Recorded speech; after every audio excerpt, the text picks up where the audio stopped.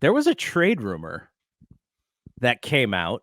And so Ben and I, we recorded the day of the trade deadline, but we were a few hours before it was actually over, and the Warriors ended up doing nothing. But there was a trade rumor that came out later that said LeBron to the Warriors was at least brought up.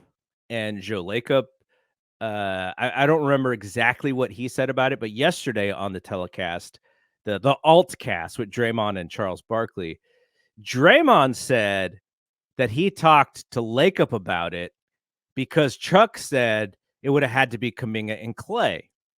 And Draymond said he told Lacob, no way they can give up Kuminga. So you have people talking about this trade.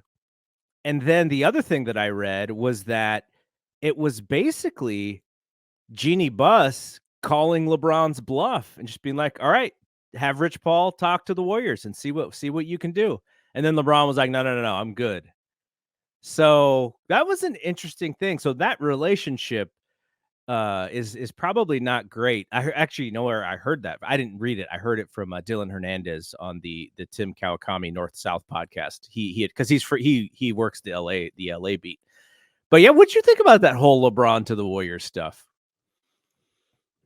I feel like they've been like doing minor hints for the past like couple years where LeBron said something along the lines of like he'd be interested in like teaming up with Steph, and then Steph went on a radio show and was like, yeah, no thanks. And then I feel like there's just been these little like jabs for the past couple seasons, and because of it I started like a Twitter thread. I was like, I think it's gonna happen at some point, and then every time there's an update I'll be like, all right, I'm coming back to this tweet in a few months, and then I keep doing it.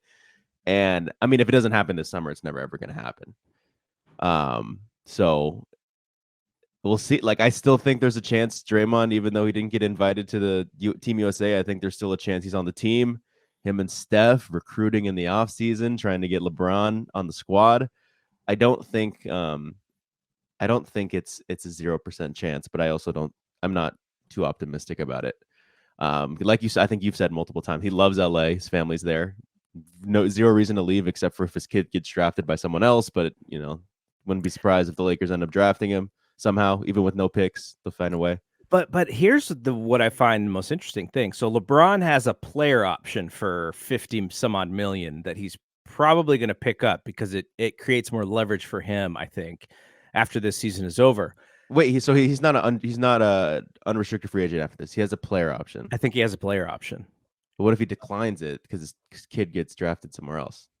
So he could decline it, but then you're talking about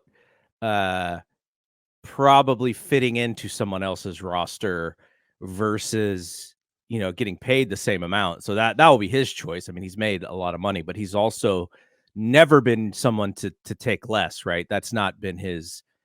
Because he knows that the more he takes, then the market goes up, and the more everyone else gets too. So I do think though, like it sounds like the honeymoon between the Lakers and LeBron is kind of nearing the end there, and they need to think about what the next thing is, and maybe it is teaming Anthony Davis with some younger players. I know Austin Reeves has been a little bit of a disappointment.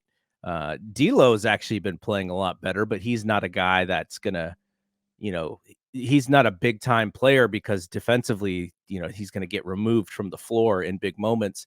But I do wonder what the future of their plan is, because you could talk yourself into the idea that if we keep paying LeBron $50 million at some point, he's not going to be nearly as good. But at the same time, like, he's going to make sure that your arena is full. You take LeBron out of that mix, and, Anthony Davis and, Dame Lillard or, whomever that the next piece is that you bring in that's not Hollywood like what LeBron is doing. So that's going to be interesting. But I think the thing on the Warriors side, it was a little bit of a flex, I think, because the Warriors and Lakers have this big brother, little brother relationship all the way up until the Warriors won their title. They were the little brother who wasn't even like on the radar. They weren't even in the same ecosystem as the Lakers. Then they win the title, and then they get KD. KD didn't even give the Lakers a meeting when he was a free agent. That's how bad it was for LA. So the Warriors dominate that space, and they are then big brother. And then LeBron goes to LA, and you kind of have this tug of war of who's the big bad in the space in California. It was almost like Lakeup was like, we're good. Like, we're not going to do anything crazy here. We don't need to chase titles, in this way where we're just decimating our future. But I thought that whole thing, just the optics of that whole thing were super interesting. And I think it's fun to think of Steph and LeBron on the same team. I also think it would be as fun as it would be on the court for the writers and for the reporting. I think it'd be amazing too. But man, I don't know.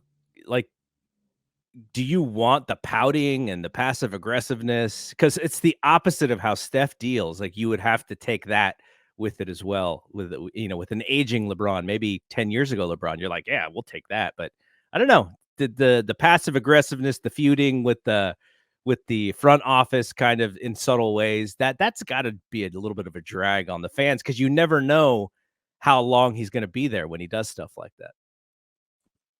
Yeah. Yeah, I mean, and he probably would extra do it because Dunleavy is not really certified yet. If maybe Bobby was there, he'd take his foot off the pedal a little bit. But Yeah. yeah, I mean that'd be annoying. So, but it'd be fun to watch on the court. So. It'd be so fun to watch on the court. It'd be so fun to read about every day. And then you would have this thing of it's like you have this really old team and they have all the rings because that photo of Draymond, Steph, and LeBron with the rings and stuff like that would be the story. It's like, can you unseat these guys? And then when a team did, then they would kind of be the made. torch. They would be made. And so I don't know. I think it'd be pretty interesting, but I don't know how feasible it is. We'll see.